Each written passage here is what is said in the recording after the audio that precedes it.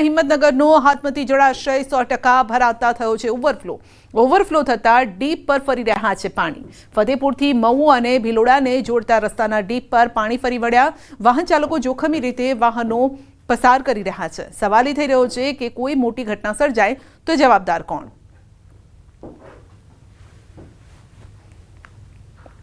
મહેસાણાના ધરોઈ ડેમની જળ સપાટી પણ 670.61 ફૂટ પર પહોંચી। ધરોઈ ડેમનું જળસ્તર 83.43% પહોંચ્યું છે અને ધરોઈ ડેમમાં પાણીની આવક 9,930 ક્યુસેક છે।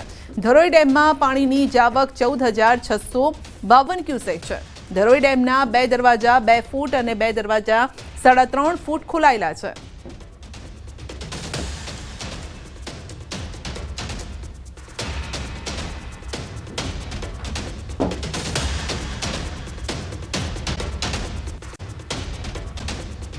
તો આ સાથે જ આવ્યા છે આનંદના સમાચાર। નર્મદા ડેમ 92% ભરાયો। સિઝનમાં પહેલીવાર ડેમની સપાટી 136 મીટરને પાર પહોંચી છે।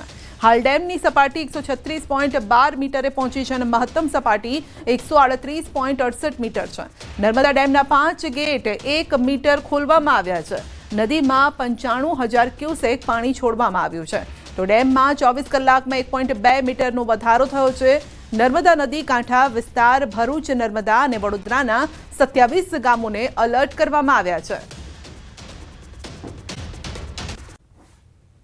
ઉપરવાસમાં વરસાદના પગલે તાપીના ઉકાઈ ડેમમાં પાણીની આવક યથાવત છે। ઉકાઈ ડેમની જળ સપાટી 335.69 ફૂટે પહોંચી છે અને હાલ ડેમમાં પાણીની આવક અને જાવક બંને સરખી છે। ઉકાઈ ડેમમાં હાલ 45,798 ક્યુસેક પાણીની આવક છે। ડેમનું રોલ લેવલ જાળવી રાખવા માટે આવક જેટલું જ પાણી તાપી નદીમાં છોડાયું છે। તો હાલ ડેમના 22 પૈકી 3 દરવાજા 4 ફૂટ સુધી ખોલાયા છે। 45,798 ક્યુસેક પાણી તાપી નદીમાં છોડાઈ રહ્યું છે। ઉકાઈ ડેમનું હાલ રોલ લેવલ 335 ફૂટ છે અને ડેમની ભયજનક સપાટી 345 ફૂટ છે।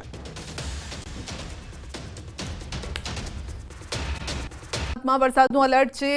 4 વાગ્યા સુધી 5 જિલ્લામાં રેડ એલર્ટ અપાયું છે। મહીસાગર, દાહોદ, છોટાઉદેપુર, નર્મદા, તાપીમાં રેડ એલર્ટ। 11 જિલ્લામાં વરસાદનું ઓરેન્જ એલર્ટ છે અને 17 જિલ્લામાં વરસાદનું યલો એલર્ટ અપાયું છે।